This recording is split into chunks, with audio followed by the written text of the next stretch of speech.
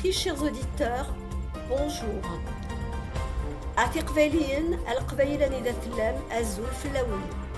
Comme nous avons maintenant l'habitude de le faire chaque semaine, nous allons aborder dans ce journal télévisé de la radio-télévision kabyle RTK quelques sujets et faits marquants de la semaine qui se sont déroulés en Kabylie, en Algérie et à l'international et qui ont eu un impact de près ou de loin sur la Kabylie et le peuple kabyle.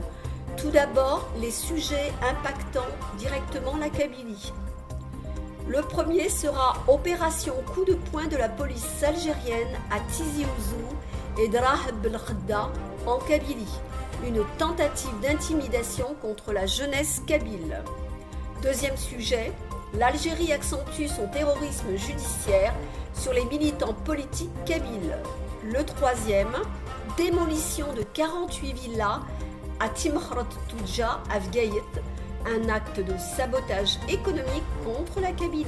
Le quatrième, journée internationale de la langue maternelle, l'appel de la Kabylie pour le respect des droits linguistiques. Le cinquième, le régime algérien poursuit sa politique de terre brûlée en Kabylie, des feux de forêt criminels en plein hiver à Barbacha, Fgayet.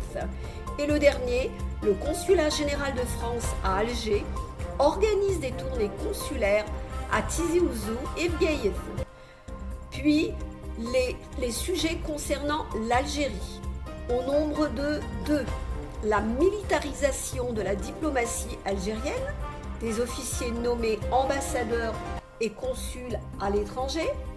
Puis, nous aborderons le sujet suivant, manœuvre de manipulation ou opération avortée du régime algérien à Paris. Le régime algérien prépare en coulisses le scénario du report des élections présidentielles de décembre 2024. Nous terminerons avec les sujets concernant l'international. Ils seront au nombre de 2. Tout d'abord, les États-Unis ont mis leur veto au projet de résolution du Conseil de sécurité présenté au nom des États arabes par l'Algérie. Et le dernier, hypocrisie du régime algérien à la Cour internationale de justice de La Haye.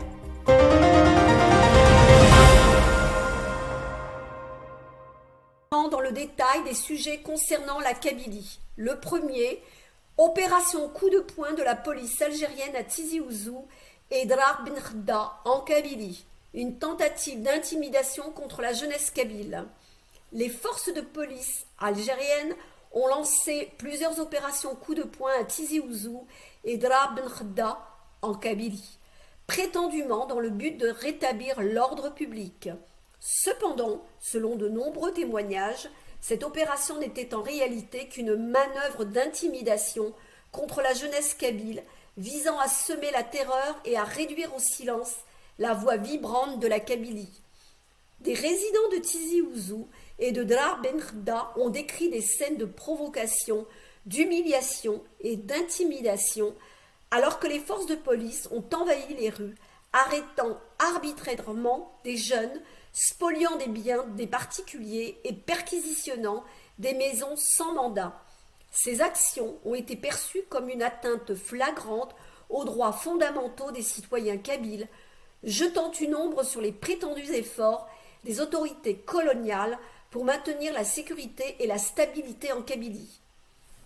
Il est important de noter que cette opération intervient dans un contexte de tensions croissantes entre le gouvernement algérien et le peuple kabyle qui se sent marginalisé, opprimé, terrorisé et colonisé depuis des décennies. La Kabylie, connue pour son attachement à sa culture et à son identité, est souvent la cible des mesures répressives visant à étouffer toute forme de dissidence et de revendication politique ayant trait à son droit à l'autodétermination et à son indépendance. Les habitants de la Kabylie ont exprimé leur indignation face à cette opération de police, dénonçant fermement son caractère intimidant et oppressif. Ils soulignent que de telles actions ne feront que renforcer leur détermination à lutter pour leurs droits légitimes et à résister à toute forme d'oppression étatique.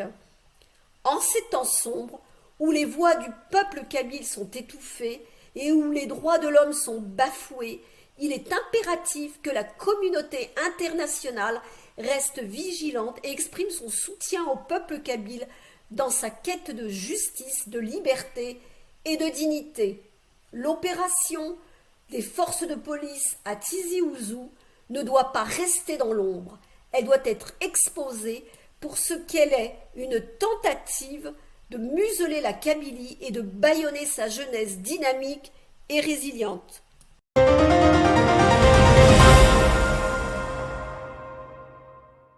Passons maintenant au second sujet concernant toujours la Kabylie. L'Algérie accentue son terrorisme judiciaire sur les militants politiques kabyles. Le calvaire judiciaire que vit l'universitaire et militante Mira Moknache semble ne pas s'arrêter. Les convocations émanant de la police judiciaire algérienne pleuvent sur son domicile. Les affaires judiciaires, fabriquées de toutes pièces, lui sont notifiées en permanence. Elle a été convoquée pour le 14 février au commissariat central de Vgaïth pour une énième affaire.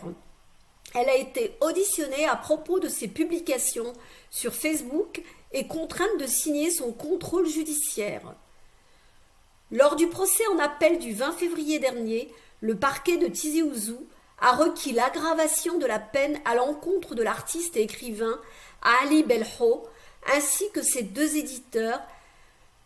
Ali Belho est poursuivi à cause de son livre en langue amazigh, préfacé par Farhat Mehni.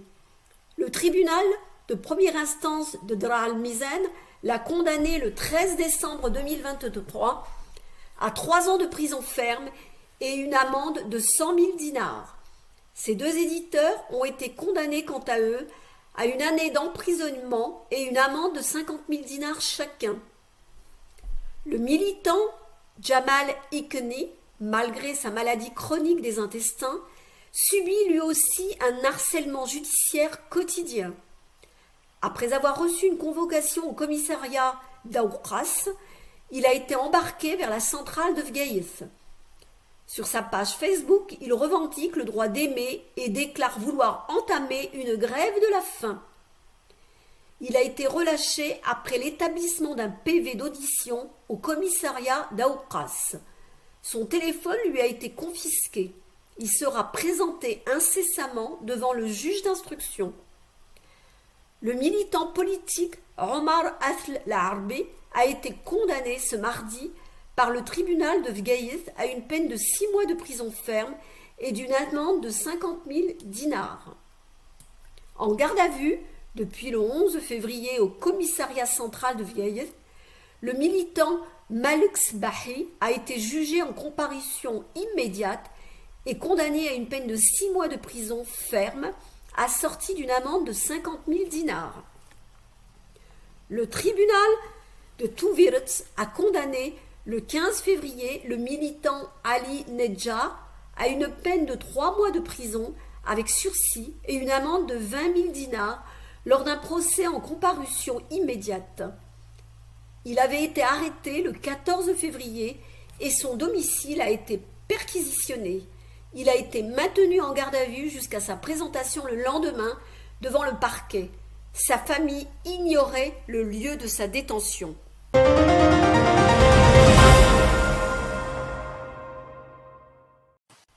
Toujours concernant la Kabylie, passons au troisième sujet.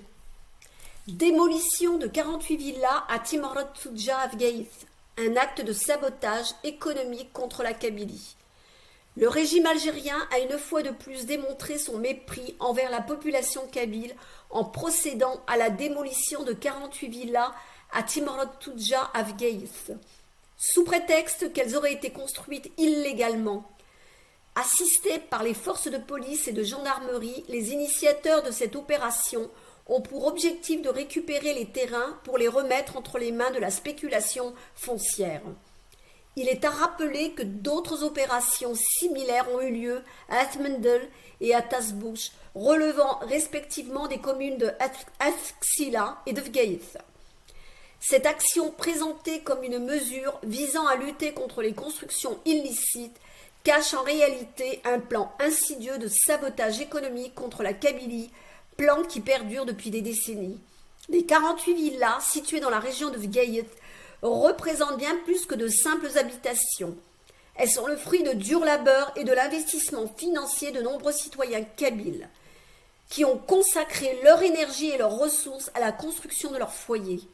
Pourtant, le régime algérien a choisi de les détruire sans ménagement, laissant des familles entières dans le désarroi et la détresse. Il est important de souligner que cette démolition s'inscrit dans un contexte plus large de marginalisation et de discrimination économique à l'égard de la Kabylie. Depuis l'indépendance de l'Algérie en 1962, la Kabylie a été systématiquement négligée par le gouvernement central, privée des infrastructures et des investissements nécessaires à son développement économique et social. Cette politique de sabotage économique vise à maintenir la Kabylie dans un état de dépendance et de sous-développement, afin de mieux la contrôler et de briser son esprit de résistance. Les actes de démolition, comme celui de Vgaïet, ne sont que la dernière manifestation de cette stratégie destructrice qui vise à étouffer tout élan d'émancipation et de prospérité en Kabylie. Face à cette injustice flagrante, la population kabyle ne peut rester silencieuse. Elle doit se dresser avec détermination contre ces actes de violence et d'oppression et exiger le respect de ses droits fondamentaux à la propriété et au développement économique. La solidarité et la mobilisation de tous les citoyens kabyles sont essentielles pour faire entendre leur voix et défendre leur dignité. En cette période sombre de répression et d'arbitraire, il est crucial que la communauté internationale condamne fermement ces actes de violence perpétrés contre la population kabyle et qu'elle soutienne ses efforts pour obtenir justice et réparation. La démolition de 48 villas à Vgaïet n'est pas seulement une atteinte aux droits des habitants de la région, c'est aussi un affront à la dignité humaine et à la justice. Il est temps que le régime algérien rende des comptes pour ses actions et mette fin à sa politique destructrice à l'égard de la Kabylie.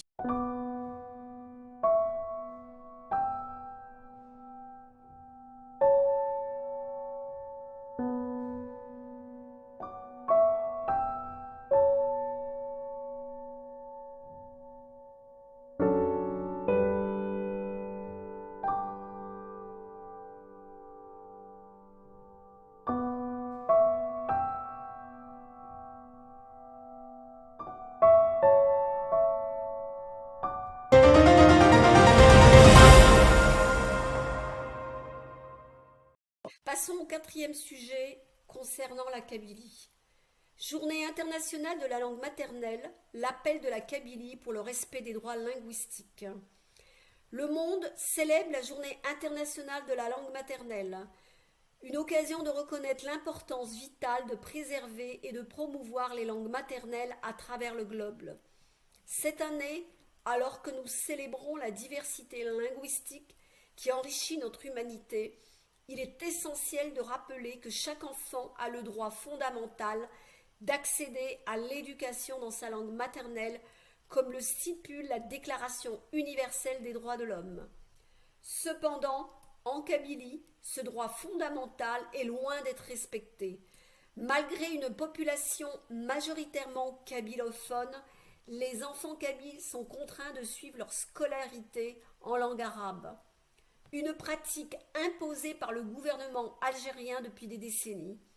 Cette politique linguistique discriminatoire prive les jeunes kabyles de leur identité culturelle et linguistique, les privant ainsi de la possibilité d'épanouir pleinement leur potentiel académique et personnel.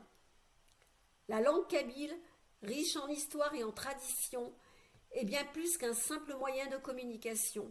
C'est un pilier essentiel de l'identité kabyle, un héritage précieux transmis de génération en génération. Pourtant, son utilisation est systématiquement marginalisée et réprimée dans les institutions éducatives et administratives, créant ainsi un fossé linguistique et culturel qui menace la cohésion sociale et le bien-être du peuple kabyle. En cette journée internationale de la langue maternelle, la Kabylie lance un appel vibrant à la communauté internationale pour soutenir sa lutte en faveur du respect de ses droits linguistiques.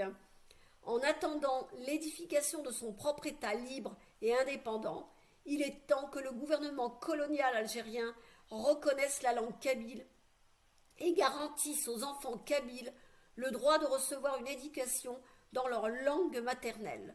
Cela implique la mise en place de politiques éducatives inclusives et respectueuses de la diversité culturelle, ainsi que la promotion de la langue kabyle dans tous les aspects de la vie publique.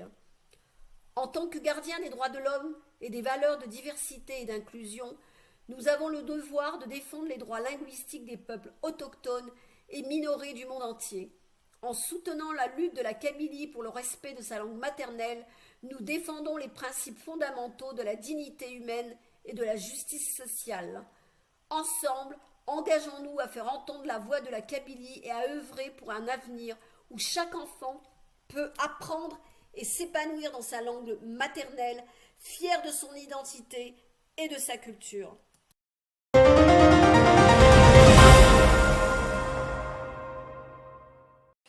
Passons au 5e sujet concernant toujours la Kabylie. Le régime algérien poursuit sa politique de terre brûlée en Kabylie, des feux de forêt criminels en plein hiver à Barbacha, Gaïth. Dans la nuit du 9 au 10 février 2024, Barbacha en Kabylie a été le théâtre d'un drame humain et écologique d'une ampleur sans précédent. Un incendie d'une violence inouïe a éclaté en dévastant tout sur son passage et laissant derrière lui un paysage de désolation. Les flammes ont rapidement consumé des centaines d'hectares de forêt, détruisant tout sur leur passage. Malgré les efforts héroïques des volontaires, l'incendie a fait plusieurs victimes et causé d'importants dégâts matériels, laissant des familles entières dans la détresse. Cette tragédie survient dans un contexte déjà marqué par une série d'incendies dévastateurs en Kabylie depuis le mois d'août 2021. Depuis lors, la Kabylie a été le théâtre d'une série d'incendies criminels alimentés par une politique de terre brûlée orchestrée par le régime algérien. Ces incendies, loin d'être des accidents isolés, font partie d'une stratégie délibérée visant à déstabiliser la Kabylie et à terroriser sa population. Le drame de Barbacha est un rappel poignant des conséquences dévastatrices de cette politique de destruction délibérée. L'incendie a causé des dommages irréparables à l'écosystème fragile de la région, mettant en péril la biodiversité et les ressources naturelles précieuses de la Kabylie. Face à cette tragédie, la population kabyle se mobilise pour faire face à l'adversité et pour reconstruire ce qui a été détruit. Dans un élan de solidarité et de résilience, les habitants de Barbacha et des régions environnantes se serrent les coudes pour surmonter cette épreuve et pour préserver l'avenir de leur terre ancestrale. En cette période sombre, il est essentiel que la communauté internationale reste attentive aux souffrances du peuple kabyle et qu'elle condamne fermement les actions criminelles du régime algérien. Il est temps que justice soit rendue aux victimes de cette tragédie et que des mesures concrètes soient prises pour mettre fin à la politique de terre brûlée en Kabylie. Malgré la douleur et la destruction, l'espoir demeure vivant. Avec courage et détermination, le peuple kabyle se relèvera de cette épreuve et continuera à lutter pour la justice, la liberté et la dignité.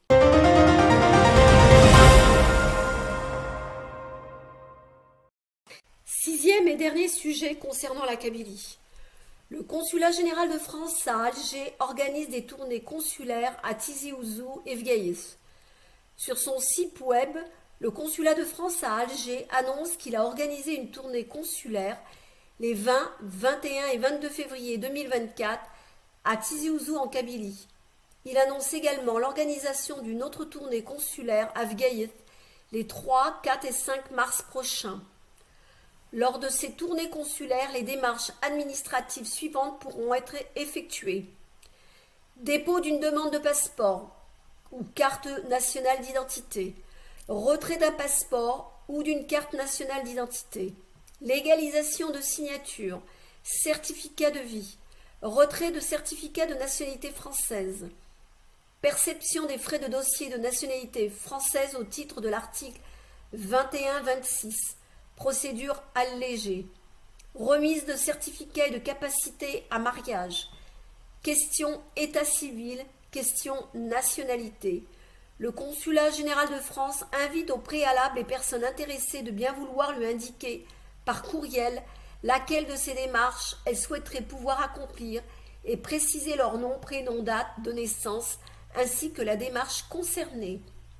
Cette initiative est louable à plusieurs égards, car elle permettra aux citoyens kabyles d'accomplir localement leurs démarches administratives sans recourir à des déplacements fatigants et onéreux à Alger, faute d'avoir un consulat sur place auquel Alger s'oppose énergiquement afin d'isoler la Kabylie et avoir un total contrôle sur elle.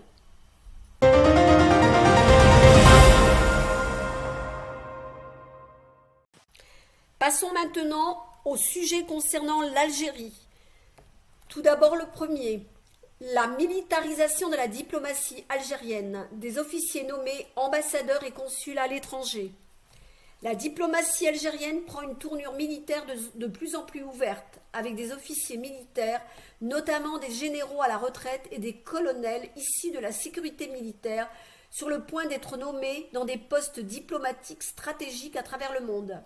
Cette transition forcée vers une diplomatie plus militarisée aurait été en cours de préparation à Alger depuis plusieurs semaines par l'armée et la présidence algérienne.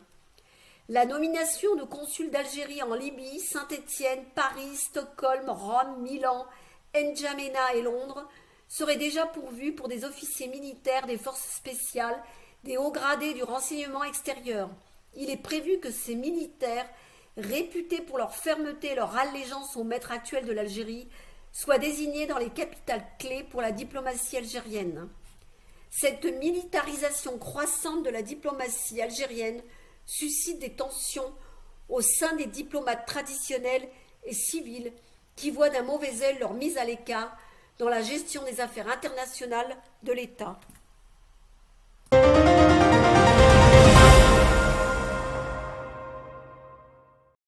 Nous arrivons au dernier sujet concernant l'Algérie. Le régime algérien prépare en coulisses le scénario du report des élections présidentielles de décembre 2024. Le non-État algérien, qui n'a jamais été capable d'organiser des élections libres et honnêtes, commence à trembler au fur et à mesure que les futures élections présidentielles de décembre 2024 approchent. Selon plusieurs analystes et observateurs de la scène politique algérienne, le régime algérien a initié des discussions formelles au plus haut niveau du commandement pour fomenter le scénario du report des prochaines élections présidentielles de décembre 2024 pour 2 années supplémentaires. Comme à l'accoutumée, le régime algérien s'est servi de ses relais alliés pour préparer l'opinion algérienne à l'hypothèse d'un report des élections. Ces alliés ne sont que les islamistes Abdelkader Bengrina, Abdelrazak Mokri et la trotskiste Louisa Hanoun.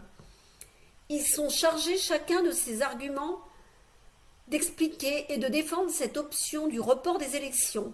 Les arguments sont la situation régionale instable, les conditions ne sont pas réunies pour organiser le scrutin, l'absence des conditions nécessaires pour organiser des élections présidentielles transparentes, sereines et justes.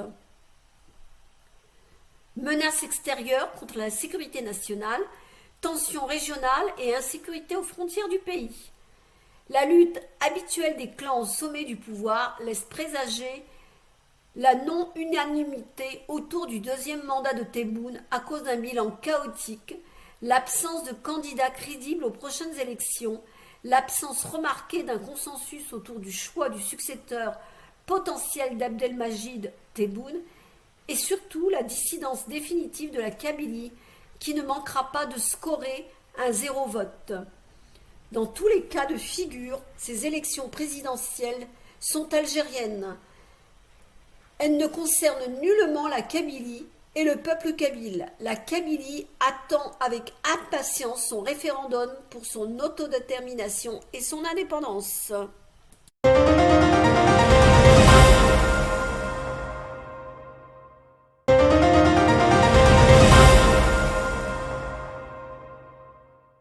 Nous allons passer maintenant au sujet concernant l'international. Tout d'abord le premier. Hypocrisie du régime algérien à la Cour internationale de justice à La Haye. La Cour internationale de justice, CIJ, à La Haye, est le théâtre d'un débat crucial sur la légalité de l'occupation israélienne des territoires palestiniens depuis 1967. Cette semaine, 52 pays ont été appelés à témoigner et soumettre des avis consultatifs devant la plus haute juridiction de l'ONU. L'Algérie a pris la parole pour dénoncer la politique d'occupation de la Palestine par Israël. L'hypocrisie du représentant algérien lors de ses déclarations bat son plein. La Kabylie et le peuple kabyle, qui ont souffert le martyre, ne vont pas reconnaître qu'il s'agirait d'un représentant de l'Algérie. L'Algérie, qui a traumatisé la Kabylie, devenue un cimetière et une prison à ciel ouvert, championne des génocides et des violations graves des droits de l'homme, qui n'a aucune considération à ce qu'est une vie humaine, se met toute honte bue à défendre les principes du respect des droits de l'homme, du droit international, du droit des peuples à leur autodétermination. Feignant d'ignorer les diverses condamnations de l'Algérie par toutes les instances internationales et les chancelleries démocratiques, le représentant algérien annonce à corps et à cri des déclarations fantaisistes auxquelles il ne croit point. L'Algérie est profondément convaincue que l'impunité est la première loi des oppresseurs. Notre fonction est de leur dire qu'il y a une loi et que celle-ci doit être respectée et que ce n'est pas une loi de vengeance mais de justice. Les politiques et pratiques qui violent les règles fondamentales des droits humains, Israël est dans l'obligation de mettre un terme aux violations du droit international, le droit des peuples à leur autodétermination. Ce que revendique le régime algérien au peuple palestinien le renie pour le peuple kabyle. Le peuple kabyle a lui aussi droit à son autodétermination, à sa décolonisation et à l'arrêt des violations de ses droits de l'homme les plus élémentaires.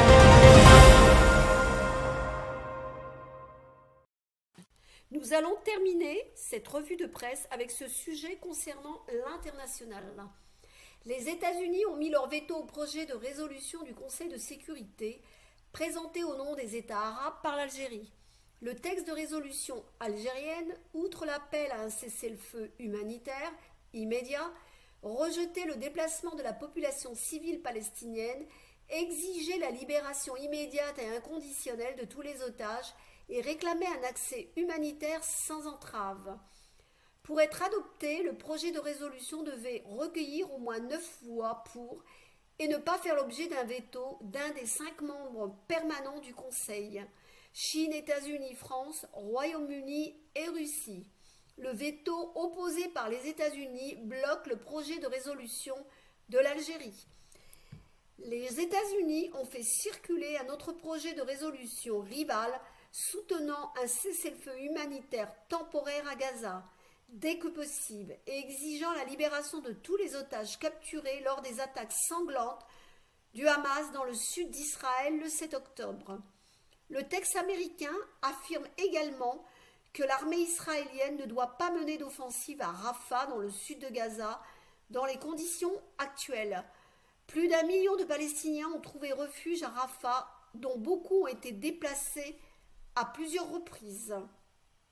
Avant le vote sur le projet de résolution présenté par l'Algérie, l'ambassadrice américaine Linda Thomas-Greenfield a déclaré que sa délégation travaillait sur un accord concernant les otages.